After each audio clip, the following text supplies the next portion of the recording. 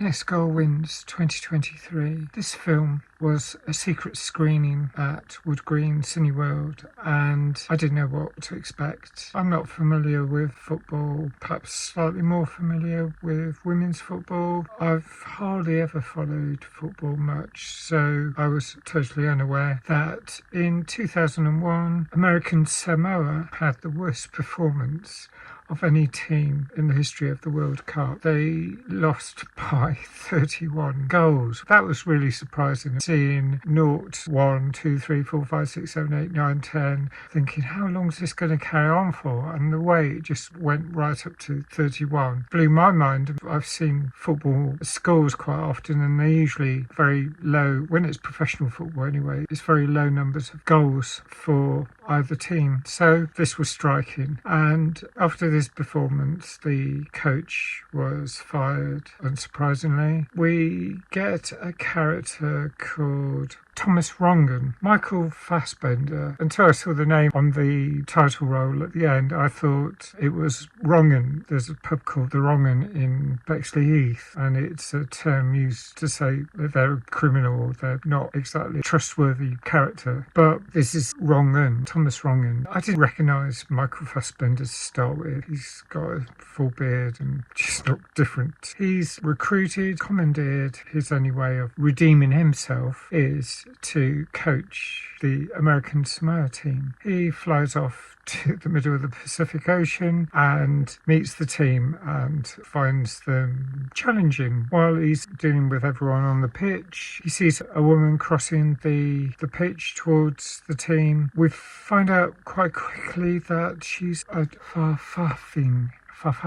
She's a trans woman. There are many cultures around the world where trans people are not treated with contempt. The UK is becoming one of those countries where there's such a strong divide between people who accept trans, especially trans women, but all trans people. There's people who are actively against the existence of trans people, certainly against the rights of trans people. They object to just about everything. Certainly when it comes to sport, and this comes up quite a lot in this film. Jaya, that's her name. She's part of the football team from before her transition. She's on Premarin or some oral estrogen, and she's worried that she won't qualify. Fairly near the start, even though Thomas Rongen's warned not to dead name her, he does. He shouldn't have been told. He wants to know her registered name, and then he is told, and then he uses it. And she sorts about. There's a lot of interesting quirks about this film. The trans angle is interesting because it's a different culture and it's not seen with as much toxicity as it is in many Western cultures now. Unfortunately, in sport, trans women are often excluded now, or at least asked to play in the open category. I don't know how that works. The argument is that trans women will have an advantage from testosterone and from the strength of bone density. I gather that more recently there have been arguments made against trans women when it comes to games like chess because of cognitive advantages. It doesn't really make sense. So the people arguing there are many ways in which women outperform men. Recently there was an article that suggested that women were the main hunters in prehistoric societies. Women have advantages in terms of stamina. When it comes to marathons, women are actually closing the gap, I gather, compared to men. I think there are some sports where the balance is likely to go the other way.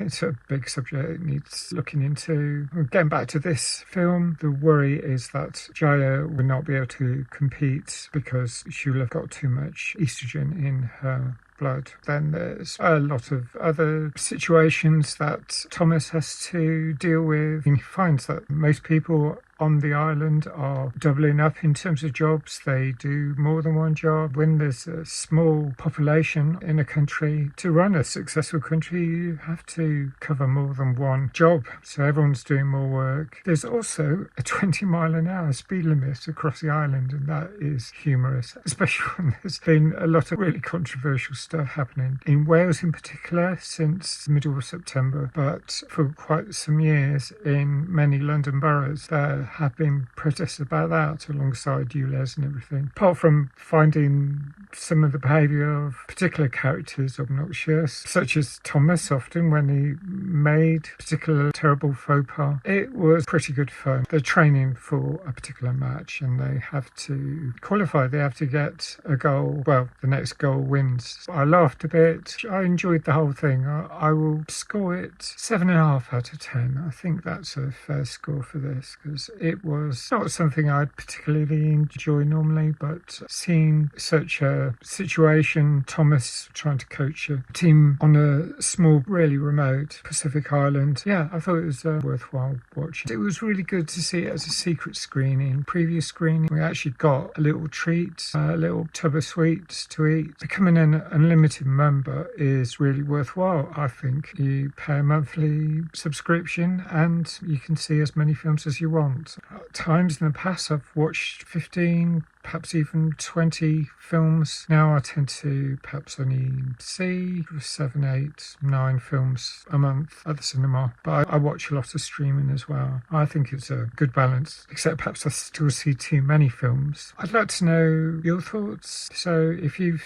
seen this film, let me know what you think. If you like this review, please press the like, please consider subscribing, and thanks for watching. Bye for now.